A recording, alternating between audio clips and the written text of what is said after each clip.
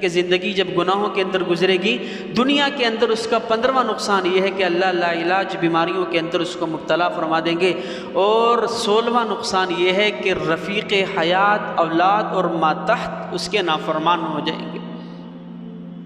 انسان آج گھر میں جاتا ہے، چیختا ہے، چلاتا ہے، آنکھیں دکھاتا ہے، مجال ہے کہ بیوی ٹس سے مس ہو، یہاں سے سنتی ہے، یہاں سے نکال دیتی ہے، اولاد کے سامنے چیختا ہے، چلاتا ہے، اولاد ذرا بھی اس کی بات نہیں مانتی، ماتحت نوکر اس کی بات نہیں مانتے۔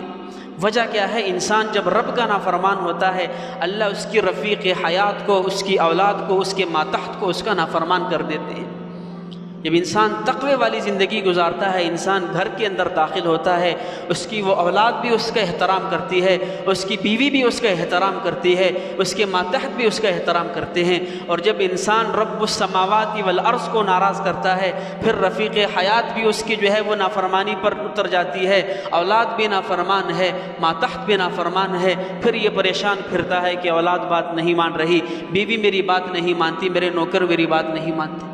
ایک بزرگ فرماتے ہیں، جب بھی مجھ سے گناہ ہوتا ہے مجھے فوراً پتہ چل جاتا ہے کہ اس دن جب میں گھر میں داخل ہوتا ہوں تو میری بیوی کا رویہ میرے ساتھ چینج ہوتا ہے۔ میں اس کے رویے سے پہچان جاتا ہوں کہ آج مجھ سے کوئی لغزش ہوئی ہے، کہ میرا اللہ مجھ سے ناراض ہو چکا ہے، یہاں میری بیوی کا رویہ میرے ساتھ چینج ہو چکا ہے، کہ آج میری بیوی میری بات نہیں مان رہی، میری نافرمانی پہ اتر چکی ہے۔ آج ہم یہ تو دیکھ رہے ہیں کہ میری اولاد میری بات نہیں مانتی، انہیں سمجھایا جائے، ان کو نصیحت کی جائے، کبھی خود بھی تو دیکھیں کہ میں اس رب کی بات نہیں مان رہا، جب رب کی بات نہیں مانوں گا تو اللہ اس کو میرا نافرمان کر دے گا۔ اگر اولاد کو، ماتحت کو، بیویوں کو فرما بردار بنانا چاہتے ہو تو اس کا پہلا حل ہی یہی ہے کہ خود اللہ کی فرمانبرداری کی اختیار کی جائے۔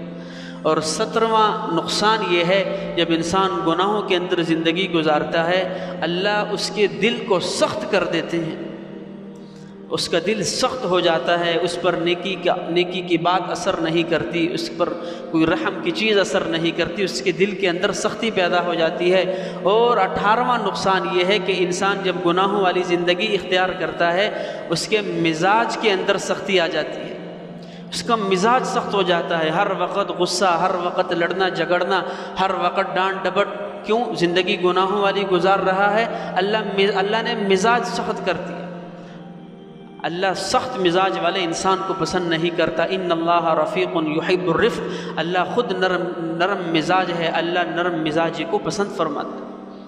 انسان جب نیکی والی زندگی گزارتا ہے، اللہ اس کے مزاج کے اندر نرمی پیدا فرما دیتے ہیں۔ اور 19واں نقصان دنیا کے اندر گناہ کا یہ ہے کہ انسان جب گناہوں والی زندگی گزارتا ہے، اللہ اس سے اپنی نعمتیں چھیننا شروع کر دیتے ہیں۔ کئی لوگوں کو کہتے ہوئے سنا ہے کہ ایک وقت تھا جب مٹی کو ہاتھ ڈالتے تھے سونا بن جایا کرتی تھی، آج حال یہ ہے کہ سونے کو ہاتھ ڈالتے ہیں مٹی بن جاتی ہے۔ آج کاروبار ہے، بڑے گاہک آتے ہیں، لیکن شام کو کچھ سمجھ نہیں آتی کیا بچا ہے کیا کھویا ہے۔ آج بڑا کما رہے ہیں لیکن کچھ پتہ نہیں چل رہا کہاں خرچ ہو رہا ہے۔ اللہ رب العزت اپنی نعمتیں واپس لینا شروع کر دیتے ہیں جب انسان زندگی گناہوں کے اندر گزارتا ہے۔ اور 20واں نقصان یہ ہے کہ انسان جب گناہوں والی زندگی گزارتا ہے، وہ گناہ ایک نہ ایک دن اس کو ذلیل کر دیتا ہے۔ یہ کبھی نہ سوچنا کہ میں گناہ کر رہا ہوں، کرتا جاؤں گا، چھپ کر کروں گا، اندھیرے کمرے میں کروں گا اور ہمیشہ ایسے کرتے رہوں گا۔ یاد رکھیں کہ اللہ مہلت دیتا ہے، ڈھیل دیتا ہے، لیکن اللہ ایک نہ ایک دن اس شخص کو ضرور ذلیل کرتا ہے۔ اور اللہ کا دستور یہ ہے کہ اللہ پہلی دفعہ کسی کو ذلیل نہیں کرتا، اللہ موقع دیتا ہے۔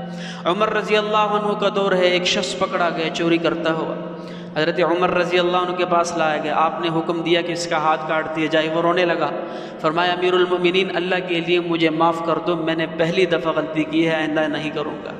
فرمایا تو جھوٹ بول رہا ہے، میرے اللہ کا دستور ہی نہیں ہے کہ وہ پہلی دفعہ کسی کو پکڑ لے، تو اللہ کا قانون ہی نہیں ہے۔ اللہ انسان کو مہلت دیتا ہے، ڈھیل دیتا ہے کہ شاید یہ انسان باز آ جائے، لیکن جب انسان متواتر گناہوں کے اندر زندگی گزارتا ہے، وہ گناہ ایک نہ ایک دن اس کی ذلت کا سبب بن جاتے ہیں، اس کے چہرے پر کالک مل دی جاتی ہے۔ گناہ کا سب سے بڑا نقصان ہے۔ اور 21واں نقصان یہ ہے کہ جب انسان گناہوں والی زندگی اختیار کرتا ہے تو اس کی نگاہ کے اندر گناہ معمولی ہو جاتا ہے، گناہ کو ہلکا سمجھنا شروع کر دیتا ہے۔ ایک انسان جب ایک گناہ کرتا ہے پہلی دفعہ اس کی نظر میں وہ گناہ بہت بڑا گناہ ہوتا ہے، مجھ سے غلطی ہو گئی۔ جب متواتر کرتا ہے وہ گناہ اس کی نظر کے اندر چھوٹا اور ہلکا ہوتا چلا جاتا ہے۔ صحابہ فرمایا کرتے تھے کہ چھوٹا گناہ بار بار کرنے سے چھوٹا نہیں رہتا، اور کوئی بڑا گناہ توبہ کرنے سے بڑا نہیں رہتا۔ انسان جب چھوٹے گناہ پر بار بار اصرار کرتا ہے اللہ کے نزدیک وہ بہت بڑا گناہ بن جاتا ہے، اور جب کوئی انسان بڑا گناہ کر لے، اس پر توبہ کرے، اس پر ڈرے، اللہ کے ہاں وہ چھوٹا گناہ بن جاتا ہے۔ تو گناہ کا ایک نقصان یہ بھی ہے کہ انسان جب گناہ کو کرتا ہے تو وہ گناہ اس کی نگاہ کے اندر چھوٹا ہوتا چلا جاتا ہے، یہ اس کو متواتر کرتا رہتا ہے، توبہ کی توفیق نہیں ملتی، اسی حالت کے اندر وہ دنیا سے چلا جاتا ہے۔ اور 22واں نقصان یہ ہے کہ جب انسان گناہوں والی زندگی بسر کرتا ہے، اس کے چہرے پر ظلمت چھا جاتی ہے، اس کے چہرے پر ایک نحوست چھا جاتی ہے، اس کے چہرے سے نور ختم ہو جاتا ہے۔ نور کا مطلب یہ نہیں ہے کہ اس کا رنگ سفید ہو تو وہ نور والا ہے، کریمیں لگائے تو وہ نور والا ہے، چہرہ رنگ کالا ہے، خوب بدصورت ہے، لیکن جب انسان تقوی والی زندگی گزارتا ہے اللہ اس کے چہرے پر ایک نور عطا فرماتے ہیں۔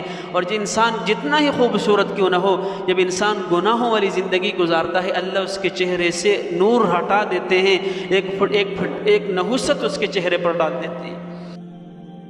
جو کچھ سنا گیا اللہ اس پر عمل کرنے والا اور آگے لوگوں تک پہنچانے والا بنائے۔ مزید اصلاحی بیانات کے لیے ہمارا یوٹیوب چینل ایمان و یقین کو سبسکرائب کریں۔